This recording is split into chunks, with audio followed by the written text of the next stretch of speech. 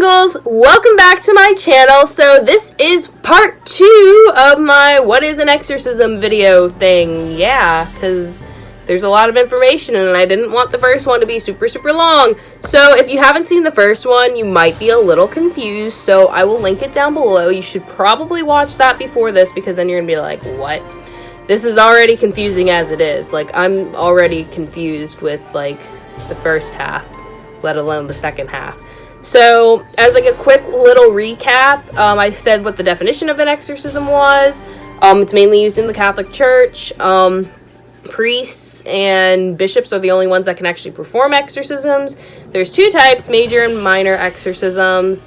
The people that can get them are Catholics, catechumens, non-Catholic Christians, and people that don't believe but have the desire to get the demon out of them. So yeah, that's kind of where we are with this, just as a very quick recap. So if you want more information, go check out my first half of this video. So we're going to continue on with part 2. So one thing that people might assume, like I'm sure people aren't like, oh, exorcisms just happen all the time. Like, people just get those every day. Like, oh, I'm going to go get an exorcism. They actually really don't happen that often like some would like to believe. They don't happen that often. They just don't. And the reason for a part of that is because the church, you would think like if somebody might possibly be possessed, they'd want to like hurry up and help them, because obviously that can get very detrimental.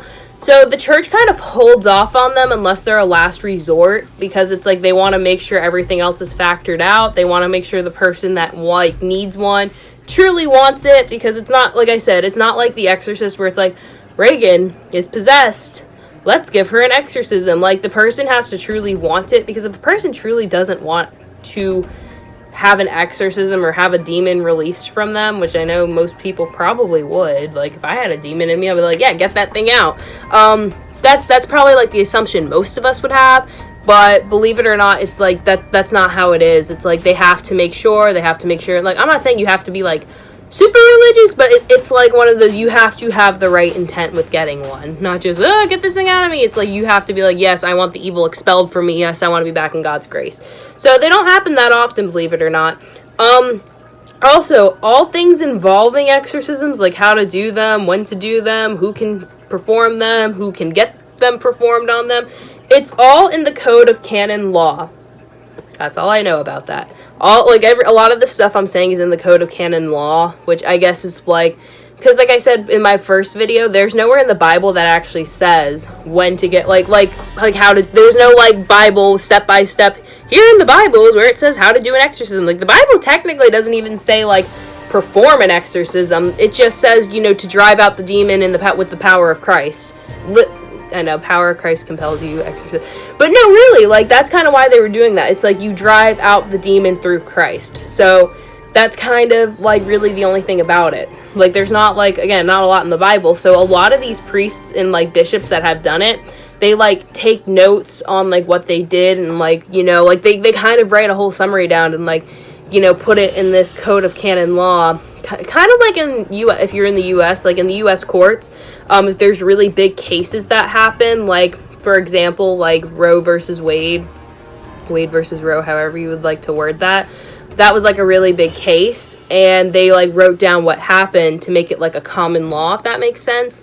So that's kind of how it is in a way with the Code of Canon Law. Like, these priests or bishops that do them write down what happened, and then they put it in this like code of law or whatever. So, yeah. Another thing. So, even though I said obviously not anyone can perform it, it's only priests or bishops, even if you're a priest or bishop, you're not guaranteed to be able to perform it. So, whoever performs it also needs a medical, psychological, and psychiatric evaluation. The only difference is they don't need to get an exorcism because they would be performing it. But the reason for this is because when doing an exorcism and when putting yourself in the presence of a demon, things can obviously go wrong. And I'm sure we've seen The Exorcist, when Reagan, the demon in her, like, was talking to the priest and was saying things about his mother and stuff, and he was like, shut up, and like the demons, it's going to try to make you do bad things because it's a demon. It doesn't want you to do good things. If it was, it'd be an angel, but no. So they also need evaluations to make sure they're in the right mental state, physical state, like emotional state. Like, they need to be like in good health physically and mentally to make sure they can perform this without possibly having the, like, influence from the devil, if that makes sense. So, yeah. And another fun fact. So now we're going to talk about kind of, like, doing an exorcism. And again, there's no, like, step 1, step 2, step 3. It's not like that. One thing about the spiritual realm, if you watched any of my Ouija talks, and, like, even with this, there's nothing clean cut, because spirits and demons and all that, they don't have rules. They're already dead. What do they got to lose? We have everything to lose. So, anything spiritual-wise, there's just never a clean set of rules or a clean step-by-step in how to do things. It's always more complicated, and also because, like, none of us living have, like, fully died, so... You know, like, we don't know, so we have to kind of make a lot of assumptions. So some things, so I'm not going to be like, here's step 1, here's step 2, like, because it's just not like that. Like, and it's different for everybody, too, in the severity of it. So, first things first, holy water is sprinkled. I was going to say, like, the whole, like, oh, they bless water. It's holy water. You sprinkle holy water everywhere. So, like, how they did it in the movie, yeah, like, you would do that. You would sprinkle holy water everywhere. You do the sign of the cross. So for those of you who are not Catholic, because Catholic people gotta be extra about everything, and I know that sounds so mean. So the sign of the cross, we do this before and after praying. You say in the name of the Father, and of the Son, and of the Holy Spirit, so like you're doing a cross. Or like, you know, we don't actually say it, we just do that, and that's what it means. So the priest or bishop does the sign of the cross, and then they do the sign of the cross over the person to, like, that is, like, Christ compelling or driving the demon out. So, like, in The Exorcist, when they were saying the power of Christ compels you, I don't know if they actually do that in real exorcisms, but, like, that's not inaccurate. So, like, the exorcism itself in the movie was somewhat accurate. It's just there's a lot more that goes into it, and we assume people, like, when we saw it, like, when a lot of people saw it, they were probably like, oh my gosh, like, this is how possessed someone has to be? Like, you know? So, yeah. Next, this is gonna sound so weird, and especially, like, with the pandemic going on, people are gonna be like, what? No! So, the priest or the bishop has to breathe on the possessed person's face. It's called exsufflation. I'm probably saying that wrong, but... And the reason the priest or bishop has to breathe on the person's face, like, literally just, like... or however, I don't know, I don't feel like it's that dramatic. But it reaffirms the power of the Holy Spirit, and it confirms that the person performing the exorcism is in the temple of God, or is a temple of God. So, like, obviously a priest or bishop would make sense for doing that. But, yeah. Also, in regards to an exorcism, one of the best places to do it, believe it or not, is in the place of God. So, like, a church or wherever you worship God or whatever is considered holy, that would be the best place to do it. Because if you have God's presence, you know? Yeah. I know, I sound like so excited doing this. Next. This is where it gets weird and where the Exorcist movie was wrong. I should just make a video on, like, what was accurate and not accurate with the Exorcist movie. So let me know in the comments down below if you want to see that. But, like I said before, with an exorcism, it's not just they're possessed, we're doing an exorcism. It's because it's, like, it's so not common to do, and, like, it's like the stars have to align, basically, and there's just a lot that goes into it, as we are delving into with this video. So one thing about exorcisms, which, if possible, they want the person that's possessed, like, the person who's possessed, they want their permission, like, can we perform an exorcism on you? Like, they literally want their permission, if possible, because if a person is like how Reagan was, she clearly could not say, like, she could not give permission. She was just so far gone, like, demon was very involved, like, she was just so far gone that, like, she could not ask for permission, or she could not grant permission, so her mom had to. So if they can get permission, they will, but if it's something like how Reagan was, yeah, they're not going to bother. And also, my last little thing on exorcisms, they keep it confidential, believe it or not. They're not like, hey, we just did an exorcism, like, they keep it very confidential. It's so weird because it's like you watch The Exorcist and it seems very open, but in reality it's very, like, secretive. Like, they don't talk about it. They're like, we don't really do them unless we have to. Like, I don't know why they make it so secretive almost. It's, like, really weird. Like, I mean, I understand keeping it confidential. Like, I mean, how do you explain to someone, like, yeah, so, like, I was possessed, like, I got an exorcism, like, you know, because also with exorcisms, not everyone believes it. They're like, you know, not everybody's spiritual or believes in ghosts or demons, so then it's like, what?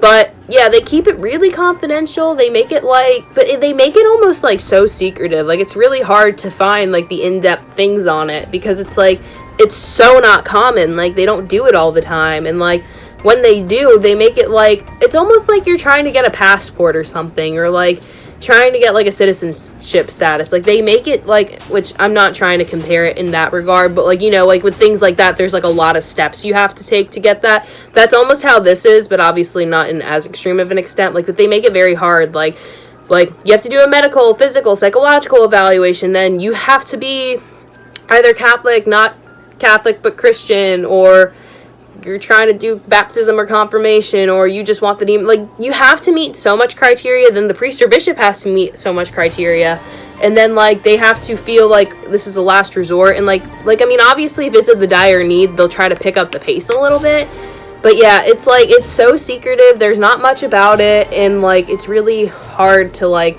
they don't just do them, which is kind of interesting, if you ask me, but yeah, that's kind of all I got on exorcisms. If you want me to do more videos on exorcisms, let me know in the comments down below. If you want me to try to find more information, or if you have questions you want me to try to answer. What else? Also comment down below, or like this video, if you want to see me do maybe more things with the spiritual realm, not just the Ouija board. So yeah, these 2 parts videos we're trying to, like, expand, do something a little different. So if you want to see more, like, things about the spirit realm, like, maybe I could talk about spirit boxes, or if you want to see me talk about, like, actual real life possessions that happened, or maybe if you want me to talk about demons, like, I don't know, they have types of demons besides, like, Satan, you know, like, if you want me to talk about anything spiritual wise, let me know in the comments down below, trying something a little different, because I love the Ouija board, it's fun to talk about. But I feel like I could talk about other things, and the spiritual realm is so not clean cut, and there's really not a lot out there with it. So yeah. So yeah, subscribe to my videos. Subscribe to my channel, because we never know when I'm gonna upload. So I keep you on your toes. I've said like and comment 1,000 times. Check out my Instagram at HorrorLover13, where I post special effects. Check out my website, queenofhorror.com, where I post everything horror, in case you're not getting enough horror on this channel. I have an Etsy shop at Sydney Sewing Studio, so go check that out. You know, holidays coming up. I got some cool stuff on there. Still have some Halloween stuff left over. Go check that out. And yeah, that's it for today's video. So till next time, bye guys! And just remember, always say goodbye. Bye!